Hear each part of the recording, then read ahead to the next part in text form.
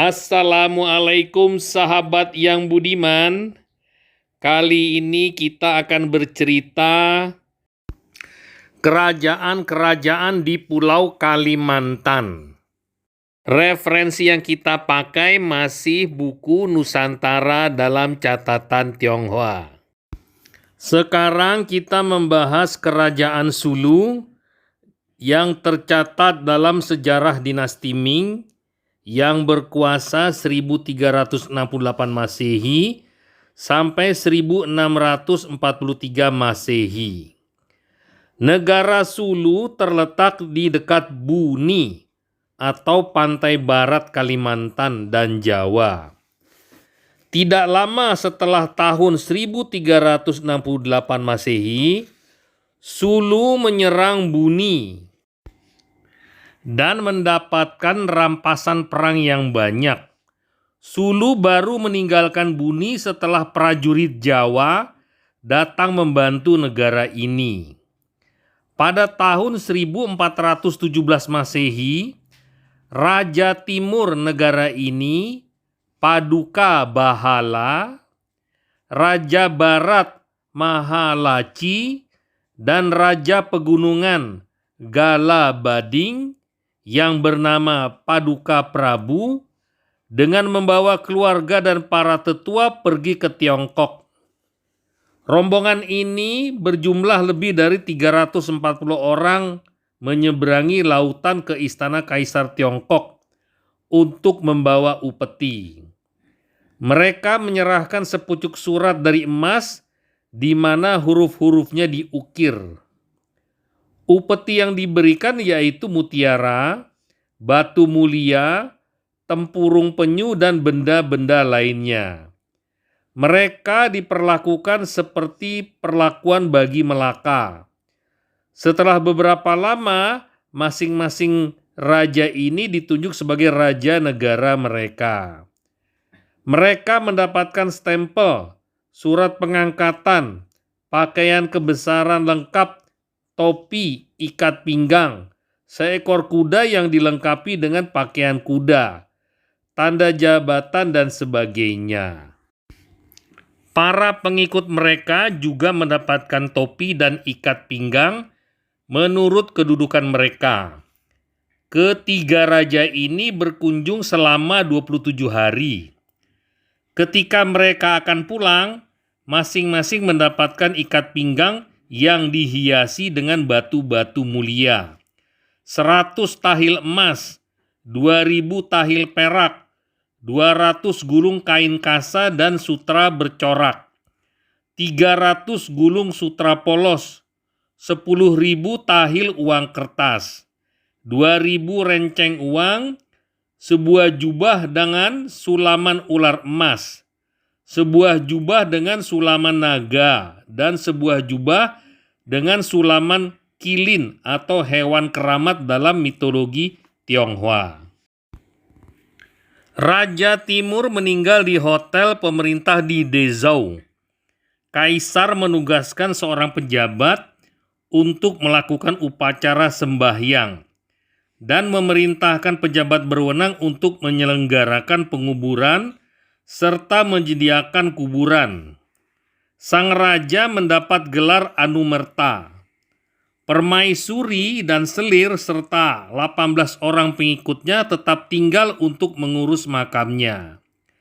Setelah mereka menyelesaikan masa berkabung selama 3 tahun, mereka dikirim kembali ke negaranya. Pada saat bersamaan, Kaisar mengirimkan seorang utusan yang membawa surat kepada putra tertua Raja Timur yang bernama Dumahan. Surat ini berbunyi, "Ayahmu tahu cara menghargai negara tengah, dan dia datang bersama keluarga serta para pejabatnya ke istana dengan menyeberangi lautan sejauh puluhan ribu li. Kami sangat menghargai ketulusan hatinya dan menunjuknya sebagai raja, memperlakukannya dengan baik, dan mengirimkan pejabat untuk mengawalnya pulang. Ketika kapal laut tiba di Dezhou, dia jatuh sakit dan meninggal. Ketika kami mendengarnya, kami sangat sedih. Kami memerintahkan penguburan dan upacara sembahyang menurut aturan. Karena engkau adalah putra tertua dari istri pertama, penduduk negara ini menjadi wewenangmu, dan wajar jika engkau menggantikannya untuk memuaskan penduduk. Karena itu, kami menunjukmu menjadi Raja Timur Sulu. Engkau harus semakin meningkatkan rasa kesetiaan dengan rasa hormat mengikuti jalan yang ditentukan oleh langit untuk membantu dalam susunan kami yang bagus ini dan melanjutkan kemauan ayahmu. Hormatilah ini. Pada tahun 1420 Masehi, Raja Barat mengirimkan utusan untuk membawa upeti. Pada tahun 1421 Masehi, ibu Raja Timur menugaskan seorang saudara laki-laki suaminya yang telah meninggal dunia untuk pergi ke istana. Dia bernama Paduka Suli dan membawa upeti sebuah mutiara besar yang beratnya lebih dari 7 tahil. Pada tahun 1423 Masehi, selir Raja Timur almarhum kembali ke negaranya. Dia membawa hadiah yang cukup banyak. Setahun kemudian mereka kembali mengirim upeti. Setelah upeti ini mereka tidak pernah datang lagi.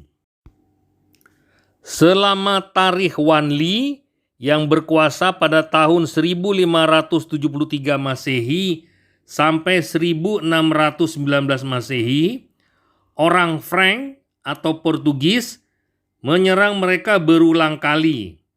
Tetapi karena kota-kota mereka secara alami dilindungi pegunungan, mereka dapat mengalahkan penyerang ini. Kami tidak memiliki informasi mengenai negara ini di masa lalu. Tanahnya kurang subur, hasil padi dan barley tidak banyak. Seluruh penduduk memakan ikan dan udang. Mereka membuat garam dengan mendidihkan air laut dan membuat arak dengan fermentasi air tebu. Serat luar bambu dianyam menjadi pakaian, iklimnya selalu panas. Terdapat sebuah kolam yang berisi mutiara. Pada malam hari, cahayanya terlihat di permukaan kolam. Penduduk pribumi menjual mutiara ini kepada orang Tionghoa. Mutiara berukuran sangat besar, memberikan keuntungan yang sangat banyak. Ketika kapal dagang Tiongkok meninggalkan tempat ini, sejumlah awaknya akan ditahan sebagai sandera agar rekan-rekannya datang kembali. Di dekat Sulu terdapat sebuah negara yang bernama Kauyoh. Negara ini menghasilkan tempurung penyu. Selain artikel di atas, informasi diperoleh dari bahan di bawah ini. Selanjutnya kita akan melihat Sulu dalam catatan Dong Si Yangkao yang bertahun 1618 Masehi. Dari ketiga orang raja yang datang ke Tiongkok pada tahun 1417 Masehi, Raja Timur adalah yang pertama, Raja Barat kedua, Raja Pegunungan ketiga. Kapal-kapal dagang yang pernah datang ke sana menceritakan sebuah kota yang terletak di pegunungan tinggi yang curam. Tempat ini mungkin merupakan ibu kota Raja Pegunungan atau Klai Batangan. Perdagangan dilakukan dengan cara berikut. Ketika sebuah kapal merapat, penduduk pribumi mengangkut semua barang-barang dan membawanya untuk dijual di pedalaman. Mereka juga menjualnya ke negara-negara tetangga. Ketika kembali, mereka membawa barang-barang produk lokal sebagai pembayaran kepada pedagang Tionghoa. Jika banyak mutiara ditemukan selama setahun dan pedagang kami mendapat menangkapkan mutiara besar, mereka akan mendapatkan keuntungan yang berlipat-lipat. Tetapi, jika hanya ada sedikit mutiara, mereka tetap bisa mendapatkan keuntungan 100%. Penduduk pribumi selalu takut kapal-kapal kami tidak akan kembali. Jika sebuah kapal pergi berlayar, mereka menawan sejumlah awaknya sebagai sandera untuk memastikan agar kapal itu kembali. Catatan di atas mengenai Sulu tidak memerlukan penjelasan lebih lanjut. Hanya perlu dicatat bahwa Sulu tidak disebut sebagai negara perompak sebagaimana Brunei.